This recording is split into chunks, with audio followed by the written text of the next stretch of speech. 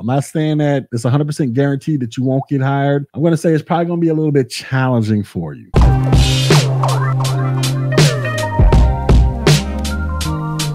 CCNA is still worth it in the Seattle, Tacoma area. Good number of jobs asked for. Yeah, it's still booming out there. But like I say, the market, everything is about the cloud and everything is about cybersecurity. But here's the thing that people got to realize. Well, how does this data get from point A to point B? So when you're out here saving pictures on your phone and it gets sent to the cloud, how does the pictures get from the phone to the cloud? It has to travel over the routers and switches. So there's somebody out there that has to design the network architecture, maintain the routers and switches so the ones and zeros can travel across the network. So there's still a need for it. It's just not as glamorous and sexy and popular as it once was when I was coming in. Because like I said, when I came in, I got started in 2002. 2002, when I was in the Army, everything was about networking, A+, Net Plus certifications. Then go get your ICND 1, ICND 2. Basically, if you pass both of those, you're CCNA certified. Or go get your CCNA. You go get your CCNA, get out the Army, go make $1 million. Like that's all we were told back then. So that's what we did. We went out there, got our certs, CCNA, yada, yada, yada. Anyways, within the last 10 years or so, everything started shifting towards everybody needs to be cloud certified, know about the cloud, and also cybersecurity. Yes, CCNA is still booming. It's still popular. It's still a good certification to get, but it's just not heavily promoted and marketed. Based off of what I see, nowhere near as much as cybersecurity stuff and cloud stuff. But cybersecurity and cloud, like once again, they are directly related to networking because how the hell are the hackers getting in? Well, they're traveling over the network to get in, right? So all that stuff is related and bleeds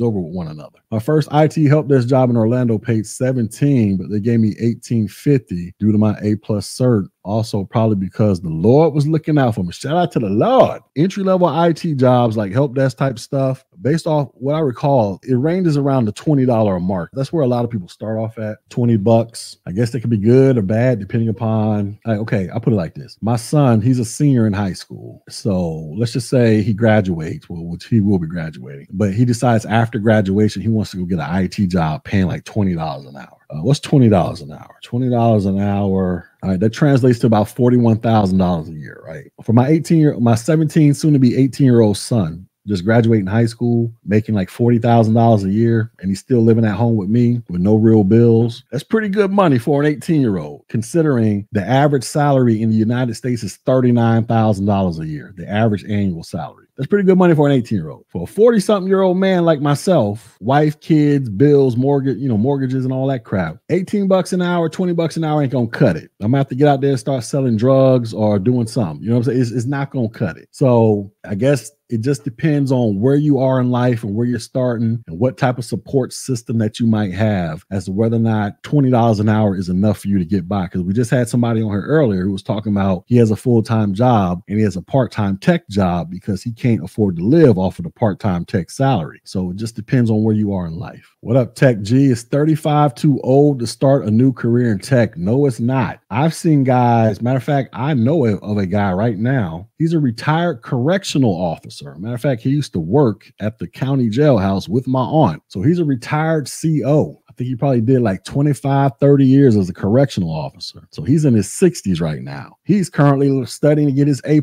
certification as we speak, learning IT because he wants to, he don't want to sit around just collect dust sitting at the house. He wants to go back out there and do some work. Obviously, he don't want to be out there dealing with inmates. So he's learning his A+ cert and he's going to be going to go get his Network Plus and his Security Plus certificate. Like he's doing that right now as we speak. I've met plenty of people in their 50s and 60s who have started brand new careers in tech. So the only thing is with older people starting off in tech, you got to be realistic about income potential. And so what do I mean? If you're doing a total career shift, like my man's coming from being a correctional officer, where he's never really had to deal with computers other than punching in inmate information and stuff like that. He may have been making $50,000, $60,000 a year as a CO, whatever the heck they pay, right? He comes into tech. He has to understand you getting your first IT job, you have no experience. You might not be making $50,000, $60,000 a year off the jump, even though this is what you're accustomed to. And this is what can support your current lifestyle in terms of paying your bills and your mortgage and all that crap, everything you're used to. You're doing a total career shift at this age with no experience in this industry. We got to be realistic here about what your starting income is going to be. It's probably going to be less than what you're currently accustomed to making, but that doesn't mean that you're going to be down there forever. You you can move up relatively quick. We got to be realistic about this here. So that's the one thing I tell people who are older, who are switching. 35 ain't old. You know what I'm saying? Like 35, like, bruh, I was 35 like 9 years ago. You know what I'm saying? So 35, I know 35 feels old, but you ain't old, right? The older you get, I'll put it that way. We got to have some realistic conversations here about compensation expectations, because a lot of y'all are going to have to come in at a lower salary. But like I say, once again, that doesn't mean that you'll be stuck there forever. There's a lot of opportunity for you to move up relatively quick. It's not going to take you 10, 15 years to make 100 racks versus the 10, 15 years you would have to work as a CO or whatever, a truck driver. I don't know if a truck driver is a good example, but whatever it is you were doing beforehand to make 100,000 plus. Are there any jobs that a felon can get hired for? It depends on what you're applying for. So if you're applying for a government job in IT and you got a felony, depending upon what the felony is, I'm going to lean towards it's probably going to be a little challenging for you. I'm not saying that it's 100% guaranteed that you won't get hired. I'm going to say it's probably going to be a little bit challenging for you. Cybersecurity type of roles, personally, I don't know of anybody that has a criminal record that works in a cybersecurity role. I'm not saying that there aren't any. I'm just saying that I can't think of one person that's worked in a cybersecurity role or even a networking role that has a criminal record. I don't know. Now, does that mean that you can't do other things in IT? Like I said, I guess it really depends on what the felony is in. Obviously, if you got something involving credit card or identity theft or,